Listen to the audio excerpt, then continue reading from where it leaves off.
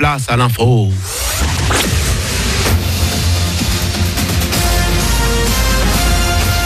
Toute l'actu sur Monaco Menton avec Frédéric Plat. Bonjour, le temps va aller en se dégradant ce jeudi. Après les éclaircies ce matin, on aura des orages en soirée.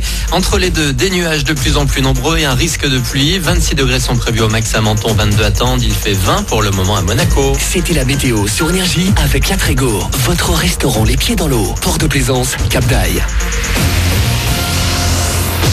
C'était plutôt inattendu. Le gouvernement français a annoncé des mesures beaucoup plus fortes que prévues hier pour lutter contre le coronavirus. Une nouvelle carte des zones les plus touchées a été créée. On a donc Marseille et la Guadeloupe en alerte maximale. Dernière étape avant le reconfinement. Les bars et restaurants vont devoir rester fermés à partir de samedi pour au moins 2 semaines. Juste en dessous, on retrouve une dizaine de grandes villes comme Nice. Renaud Muselier, le président de la région Provence-Alpes-Côte d'Azur, parle d'une punition collective extrêmement grave. Dans la capitale azuréenne notamment donc, les bars devront rester fermés le soir à 22h maxi dès lundi. Fermeture totale aussi des salles de sport et des gymnases, là aussi pour 2 semaines. En principauté du changement également, jauge maxi de 1000 personnes pour les manifestations à partir de demain. La vente d'alcool sera interdite entre 20h et 6h. Ou encore, et afin de réduire la circulation du virus, les déplacements scolaires en dehors du territoire national temporairement interdits. Des mesures qui conduisent dans la foulée à de nouvelles annulations d'événements. Pas de journée du patrimoine à Monaco dimanche. Puis on se projette au mois prochain avec déjà annoncé l'annulation de la foire aux attractions qui devait avoir lieu du 16 octobre au 19 novembre. Un événement maintenu à Menton cette fois, c'est dès aujourd'hui la grande braderie des commerçants.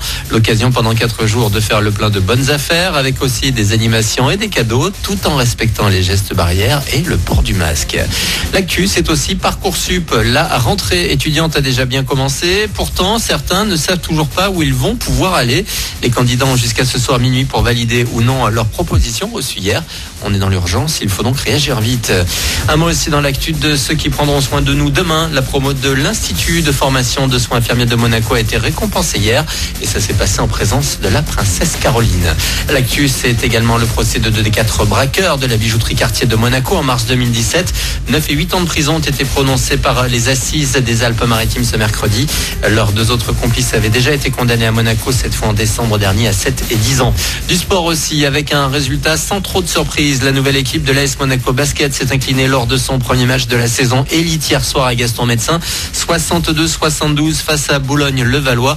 Il va falloir continuer le rodage avant un déplacement qui arrive déjà très vite samedi sur le parquet de Boulazac. Déçu, triste, mais surtout pas abattu.